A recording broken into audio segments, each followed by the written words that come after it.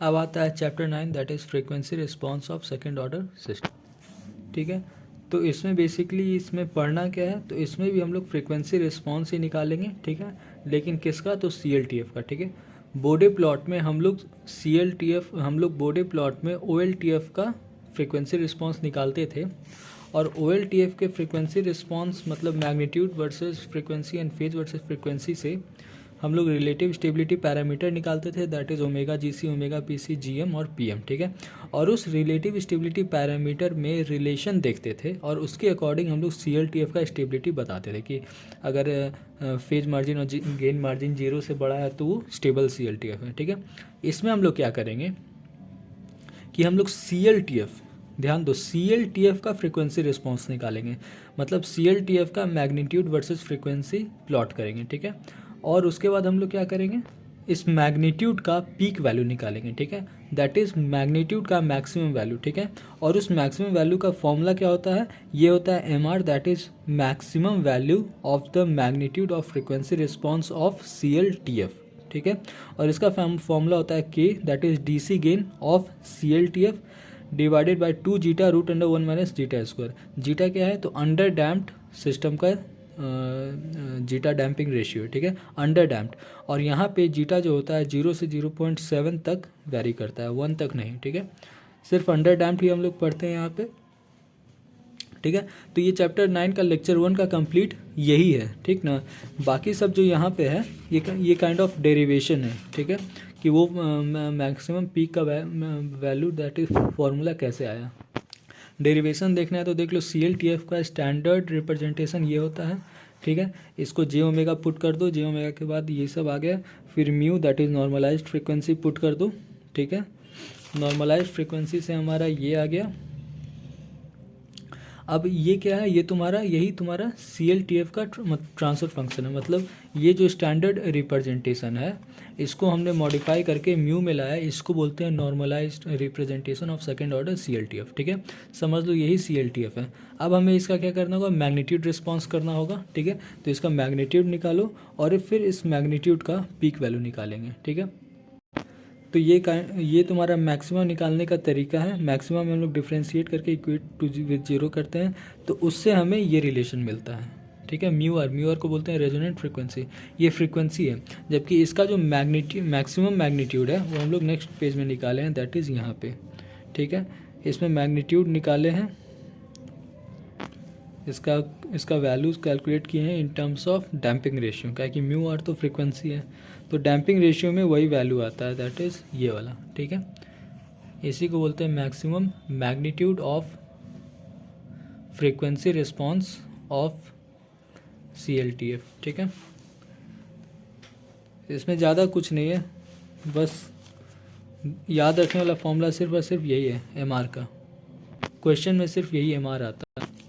एक और चीज़ यहाँ पे देखो, ये जो फॉर्मूला हम लोग किए थे दैट इज डिफरेंशिएट और इक्वेट विद 0, तो इससे हमें ये मिला था that is frequency resonant frequency, normalize resonant frequency मिला था, और उसके बाद ये फॉर्मूला आया था दैट इज़ ओमेगा आर। ये क्या है, ये भी रेजोनेंट फ्रीक्वेंसी ही है।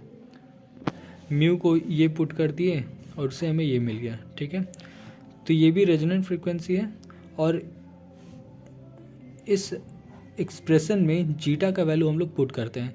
जीटा तुम्हारा अंडर डैम्प्ड के लिए हम लोग पढ़ते हैं, तो अंडर डैम्प्ड में जीटा 0 से 1 होता है, तो जीटा 0 से 1 हम लोग इस इक्वेशन में पुट करके ओमेगा आर का वैल्यू निकालते हैं। ठीक है, तो देखो जीटा 0 पुट किए, 0 से बढ़ाते बढ़ाते 1 तक ले गए। ठीक है, ओमेगा डी तुम्हारा टाइम रिस्पॉन्स वाला ये प्रीवियस है। ठीक है, तो ये तो पहले पढ़ चुके हैं, तो ये मत देखो, तुम ये देखो, तो जीटा इज इक्वल टू 0 में ओमेगा एन आया, और जैसे इसे इंक्रीज़ कर रहे हैं, ये इंक्रीज़ होते होते होते फाइनली यहाँ पे 0 हो जाता है। मतलब जीटा जब ये होगा तो omega R that is resonant frequency 0 हो जाएगा, और जैसे ही इसके आगे बढ़ाएंगे तो omega R that is resonant frequency का वैल्यू इमेजिनरी आने लगेगा। इमेजिनरी का मतलब क्या हो गया कि जो तुम्हारा पोल्स है CLTF का वो इमेजिनरी एक्सिस पे चला जाएगा, और इमेजिनरी एक्सिस पे जाने से क्या हो जाता है, मार्जिनल स्टेबल, मतलब हमारा फोकस था स्टेबिलिटी में और अब ये स्टेबिलिटी से दूर जा रहा है। ठीक है, इसीलिए जीटा का मैक्सिमम वैल्यू 0.707 होता है। ठीक है, दैट इज़ 1/√2 भी 0.77। अब ये देखो फ्रीक्वेंसी रिस्पॉन्स का ग्राफ कुछ ऐसा ही बनता है, दैट इज़ मैग्नीट्यूड का। तो ये जैसे जैसे बढ़ रहा है तो ये तुम्हारा पीक वैल्यू हो गया। तो इसी को बोलते हैं एम आर, ठीक है। मतलब एम आर मतलब मैग्नीट्यूड एक्सिस पे जो पीक होता है। और ये स्टार्ट हमेशा 1 से होता है, दैट इज़ 0 रेडियन पर सेकेंड पे 1 से।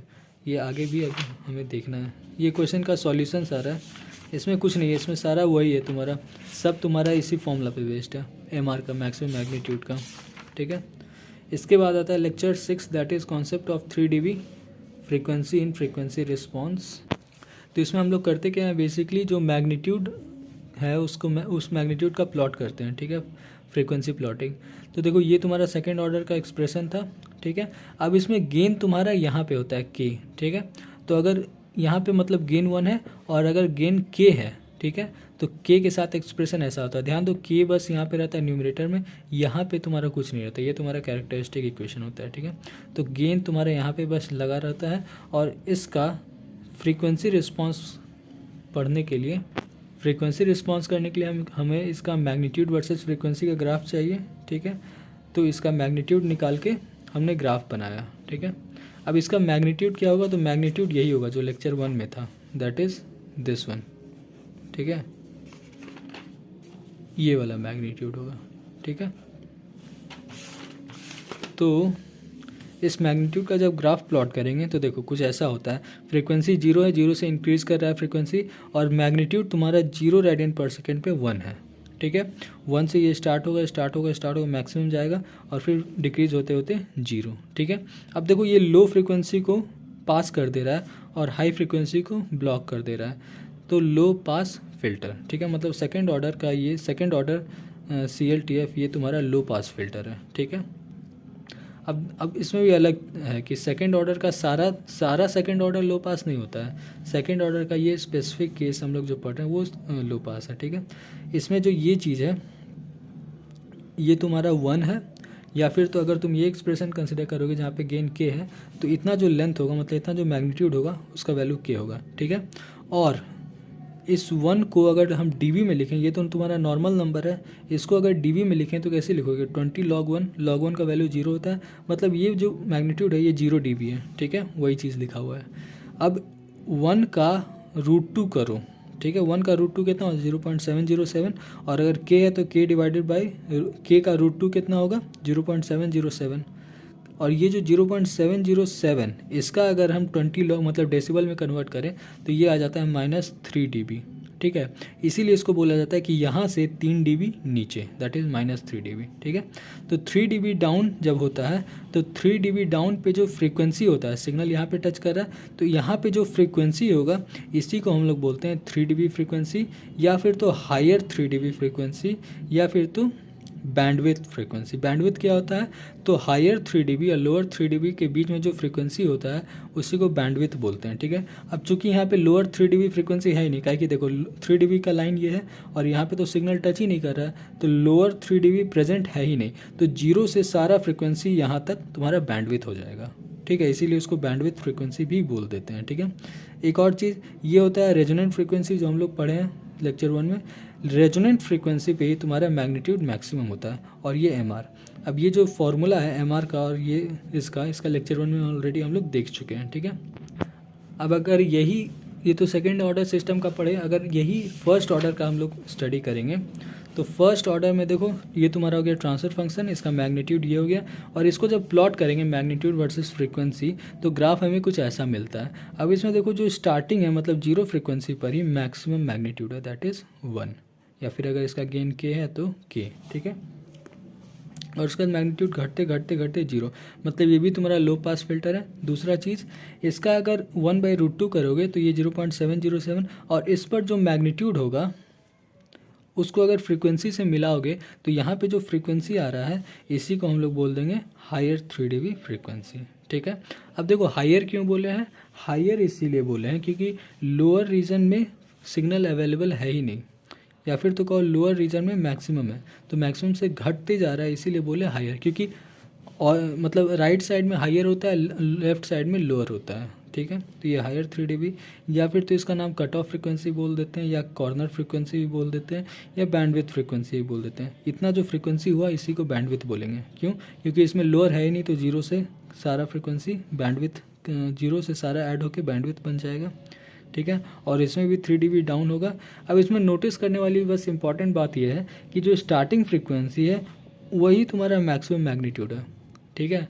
तो अगर इसका रेजोनेंट फ्रीक्वेंसी बोलेगा तो रेजोनेंट फ्रीक्वेंसी 0 होगा, और दूसरा इसका मैक्सिमम मैग्नीट्यूड क्या होगा, के, क्योंकि अगर गेन इसका के रहता तो यहाँ पे के आता, तो इस मैग्नीट्यूड का maximum value that is M R क्या हो जाएगा, के हो जाएगा। जो भी ट्रांसफर फंक्शन दिया होगा फर्स्ट ऑर्डर में उसका मैक्सिमम मैग्नीट्यूड क्या होता है, उसका डीसी गेन, ठीक है, फर्स्ट ऑर्डर के लिए। ये बस याद रखने वाला है। अब फिर से सेकेंड ऑर्डर में आते हैं। अब उसके बाद सर ने क्या किया कि बैंडविड्थ फ्रीक्वेंसी, ये जो फ्रीक्वेंसी है हायर 3 dB, इसका फॉर्मूला सर ने कैलकुलेट किया। तो ये बहुत बड़ा कैलकुलेशन था, ऑलमोस्ट 1.5 पेज का। तो ये कभी आता नहीं है, बस ये मतलब फॉर्मूला अगर याद रखना है तो रख लो, क्योंकि क्वेश्चन में आज तक कभी आया नहीं है। इसमें तेरे को जीटा दिया रहेगा और जीटा पुट करोगे और ये निकल जाएगा, ठीक है। उसके बाद नेक्स्ट आता है lecture 7, that is relative stability parameter. तो पोलर प्लॉट में जो रिलेटिव स्टेबिलिटी पैरामीटर हमने पढ़ा था that is omega GC, PC, GM and PM. ये सब रिलेटिव स्टेबिलिटी पैरामीटर हम लोग किसका निकालते हैं, OLTF का निकालते हैं। और उसके बाद ये चारों में रिलेशन देख के हम लोग ये बता देते हैं कि अच्छा ये CLTF स्टेबल है या अनस्टेबल। याद रखो ये निकालते हैं OLTF का, और इसके थ्रू हम लोग CLTF का स्टेबिलिटी बता देते हैं, ठीक है। अब ऐसा ही कुछ हम लोग इस चैप्टर में भी करने जा रहे हैं, ठीक है। तो CLTF का स्टेबिलिटी जानने का बहुत अलग तरीका है, मतलब बहुत तरीका है, लेकिन मान लो तुमको अगर ये सब के थ्रू निकालना है तो ये लेक्चर पढ़ रहे हैं, ठीक है। तो अब अगर सेकेंड ऑर्डर सिस्टम कंसिडर करते हो तो सबसे पहली बात ये सब पैरामीटर OLTF का होता है, तो हमें सेकेंड ऑर्डर का OLTF जानना होगा। तो CLTF का स्टैंडर्ड रिप्रेजेंटेशन ये होता है, और इसका OLTF क्या होता है, ये होता है फॉरवर्ड गेन। ये भी तुम्हारा स्टैंडर्ड रिप्रेजेंटेशन होता है, ठीक है। ये इसको बोलते हैं फॉरवर्ड गेन, और ये हो गया तुम्हारा G डिवाइडेड बाई 1 + G करोगे तो तुम्हें ये मिल जाएगा, ठीक है। तो ये हो गया तुम्हारा OLTF। अब इसका रिलेटिव स्टेबिलिटी पैरामीटर निकालना है, तो बेसिकली हमें इसका फ्रीक्वेंसी रिस्पांस निकालना होगा। फ्रीक्वेंसी रिस्पांस के बाद मैग्नीट्यूड वर्सेस, अच्छा एक और बात, ये पोलर प्लॉट है तो इसमें तुम्हें इसका फ्रीक्वेंसी रिस्पांस निकालोगे और मैग्नीट्यूड वर्सेस फ्रीक्वेंसी प्लॉटिंग करोगे, ठीक है। पोलर प्लॉट में मैग्नीट्यूड और एंगल, मैग्नीट्यूड और फेज दोनों एक ही प्लेन में होता है, दैट इज़ फ्रीक्वेंसी प्लेन या फिर GHJ प्लेन, जो कि कॉम्प्लेक्स प्लेन होता है, ठीक है। तो इसका OLTF हो गया। अब इसका हम लोग क्या निकालेंगे ट्रांसफर क्या बोल रहे हैं, फेज और एंगल, फेज और मैग्नीट्यूड। तो GHJ ओमेगा पुट किए, इसका मैग्नीट्यूड निकाले, एंगल निकाले। अब पोलर प्लॉट के स्टाइल में ही एक बार 0 पुट किए, मतलब एक बार इनिशियल वैल्यू एक बार फाइनल वैल्यू पे हम लोग मैग्नीट्यूड और एंगल निकाल लिए, और इसके थ्रू हमें ये पता चल गया कि पोलर प्लॉट होगा कैसे। ये देखो 0 से स्टार्ट होता है, मतलब -90 से स्टार्ट होगा, -180 पे एंड करेगा।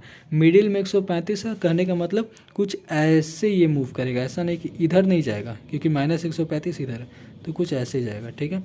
ये हो गया स्टाइल। अब इसमें हमें रिलेटिव स्टेबिलिटी पैरामीटर देखना है। तो देखो जब सिग्नल -180 डिग्री एक्सिस को टच करता है तो उसको हम ओमेगा PC बोलते हैं। तो देखो जब टच कर रहा है उस समय ओमेगा का वैल्यू इनफाइनाइट है, मतलब ओमेगा PC का वैल्यू इनफाइनाइट आ गया। गेन मार्जिन का फॉर्मूला में ओमेगा PC होता है, तो ये अपॉन इनफाइनाइट, सॉरी ये अपॉन 0 दैट इज़ इनफाइनाइट। क्यों, क्योंकि सिग्नल का वैल्यू इनफाइनाइट जब पुट करोगे तो फाइनली देखो ओरिजिन पे जा रहा है, मतलब 0, ठीक है। अब नेक्स्ट आता है ओमेगा GC। ओमेगा GC क्या होता है कि जब सिग्नल का मैग्नीट्यूड 1 होता है, तो देखो 1 का एक सर्किल हम लोग ड्रॉ कर लिए, तो यहाँ टच कर रहा है, मतलब ये ओमेगा GC पॉइंट है। और ओमेगा GC का एंगल क्या होगा, तो omega GC sorry phase margin का एंगल क्या होगा, तो फेज मार्जिन का एंगल हम लोग यहाँ से कैलकुलेट करते थे, मतलब एक ऐसे लाइन बना दो और ये एंगल, ठीक है। तो 180 प्लस ये कर दोगे तो ये भी बहुत बड़ा कॉम्प्लेक्स आता है, जिसका फाइनल रिजल्ट ये है, फाइनल एक्सप्रेशन ये है फेज मार्जिन का। और ओमेगा GC का फाइनल एक्सप्रेशन ये है। ये भी आज तक गेट में कभी आया नहीं है, बहुत बड़ा एक्सप्रेशन है, अगर मतलब आया नहीं है, बस इसमें जीटा पुट करो आंसर आ जाएगा, ठीक है। और एक और ये है कि डैम्पिंग रेशियो और फेज मार्जिन का रिलेशन है। मान लो तुमको क्वेश्चन में फेज मार्जिन दिया है तो यहाँ पे पुट करो, तो इससे तुम्हारा डैम्पिंग रेशियो निकल जाएगा। ठीक है,